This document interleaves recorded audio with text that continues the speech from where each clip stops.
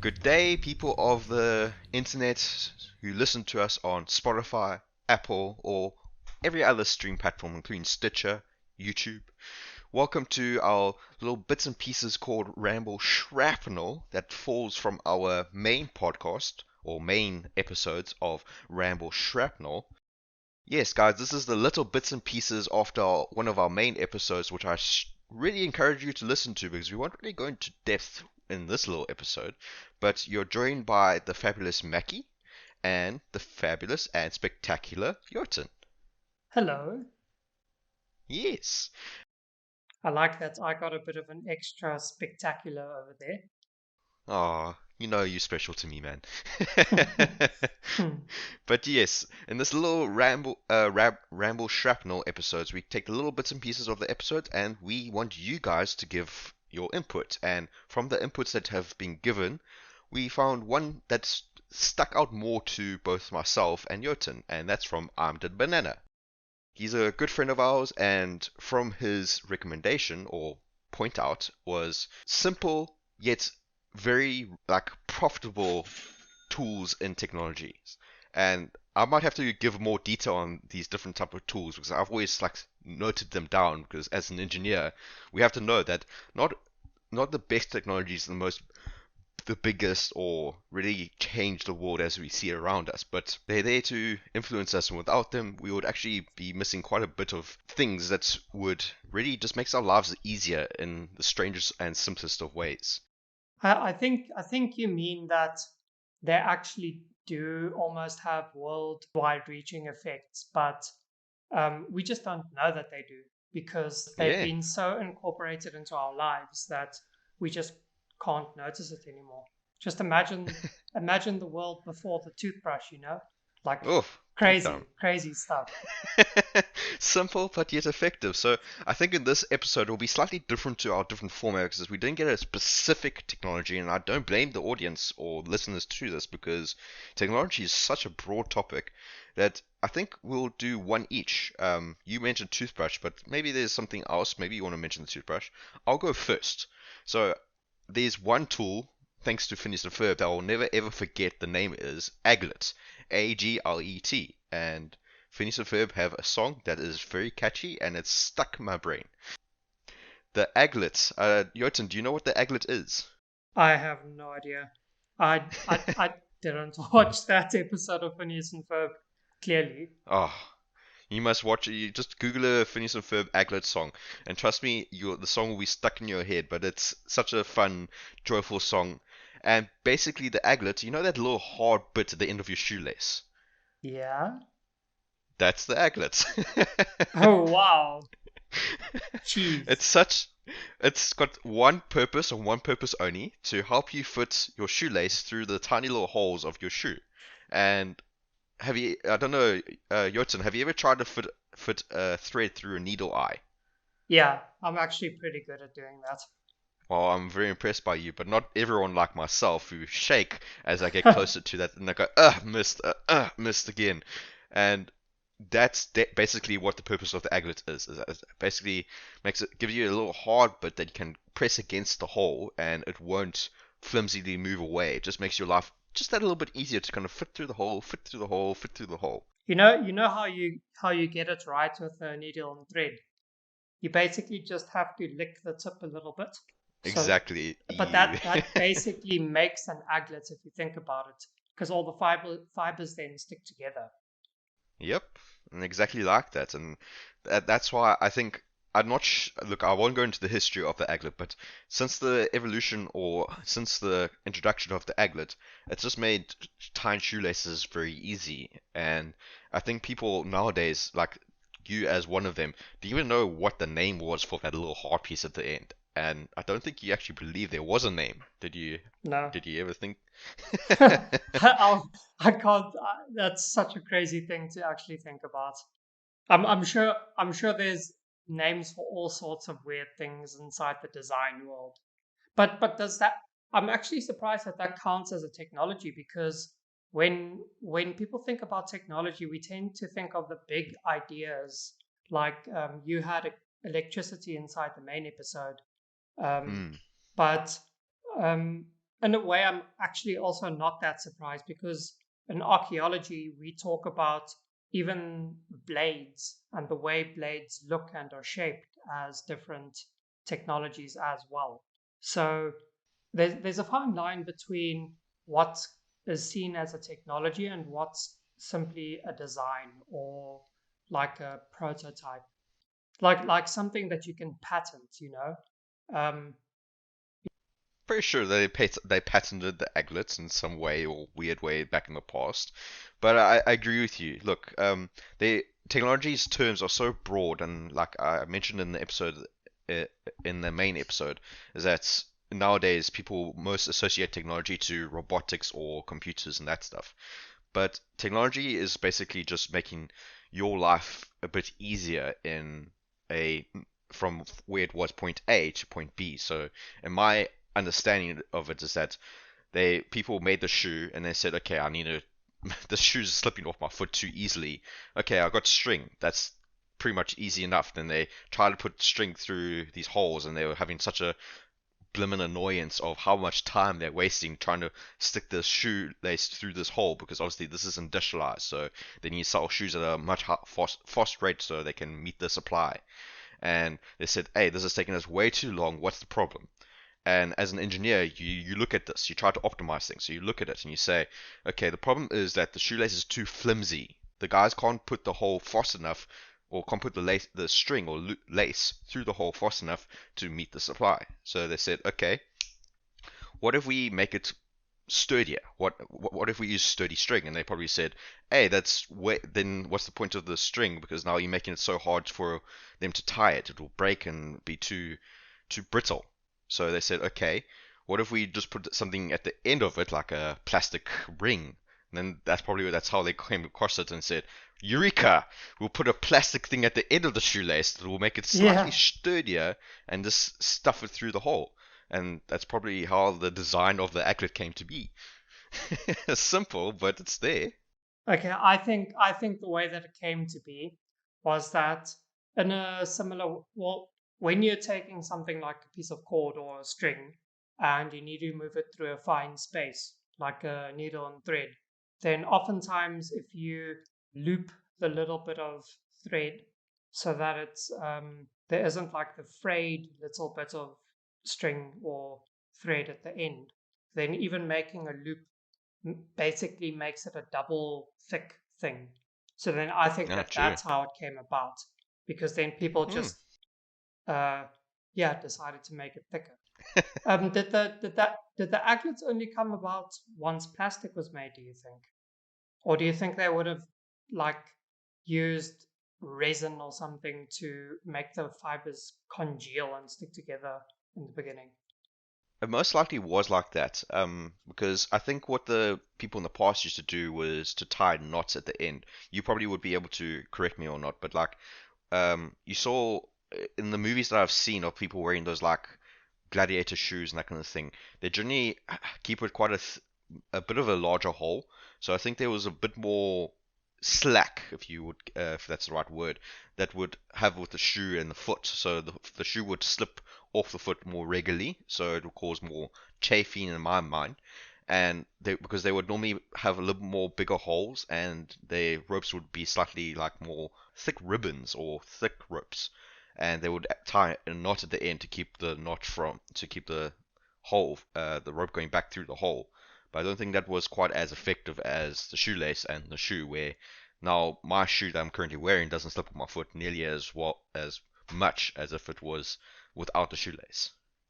Yeah, I'm not exactly sure how it would have worked, but I can only think that the reason why the straps of a sandal or something would be a bit looser would be for the whole comfort factor, um, because they didn't have all these springy kind of sneakers and stuff that we had nowadays, but they would want to have a bit of give inside of their shoes because especially if you're doing something super active like being a gladiator or let's say you're a traveling merchant and you're walking all the time, then you don't want stiff footwear or anything like that. Yeah.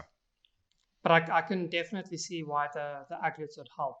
And it probably also came about from like the French Renaissance or something, you know, in Yeah, those most days, likely.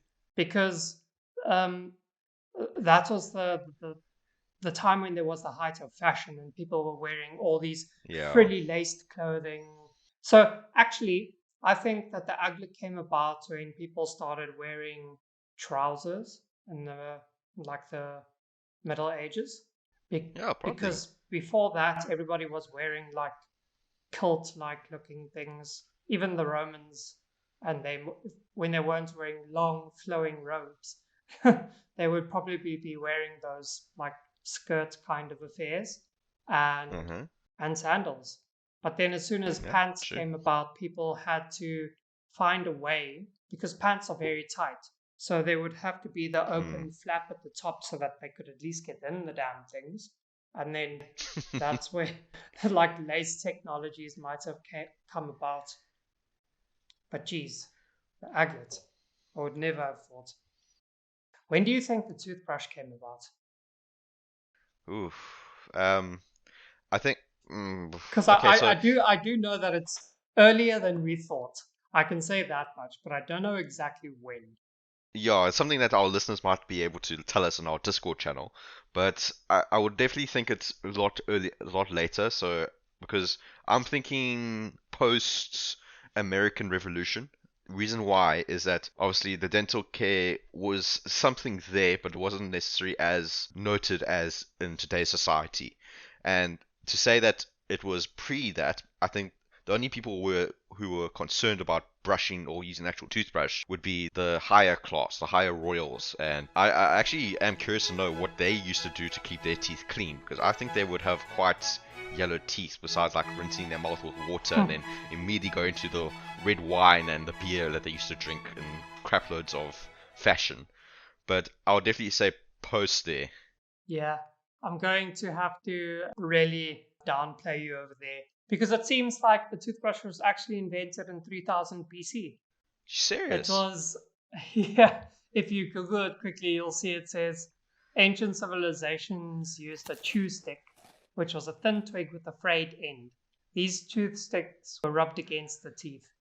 So they definitely didn't have toothpaste, but it seems people have been brushing spiky things against their teeth for a really long time. Wow. The more you know, eh? Jeez. And which society did that? Like, I don't think all society, or like all parts of the world, immediately said, "Hey, this is the stuff." I don't think they would all have access to it. So, is this like Egyptian or? So there were boar bristles that were used until like the 1930s. There used to be such a thing as glycerin toothpaste. I don't know if that's very healthy. So, my understanding of that is like certain cultures, like I can see the royals of the It's Egyptians probably the Egyptians. Like 3000 or the BC is Greeks long ago. I don't think we or the can Greeks. say. So technically speaking, the Mycenaean Greeks were, those are like the people that were inside the Iliad and the Odyssey. They were uh, knocking about at about, geez, 1200 BC. And then after The that, Romans. yeah, and then after that, we can say modern Greece or ancient Greece probably started around 700 BC. So even before the Mycenaeans, it was the Minoans who were probably, let's say, 2000 BC. And then before that, we don't even know what was going on over there in the Greek area. It was probably it was probably smaller than actual kingdoms, but smaller tribal settlements. But 3000 BC is definitely the ballpark of ancient Greece and Sumeria. Yeah. So yeah, I think like before the because I think what most people did back then would necessarily do what the very busy and people do with their fingers, but they generally put toothpaste on their finger, is they dip their finger in some water and then rub their teeth, and then put it back in the water and rub their teeth again with their finger. That's what I think the majority did, and the higher class when they got some more effective, they would get use that. So like twigs or trees, like you pointed out there. So very interesting. I didn't think of that. Yeah.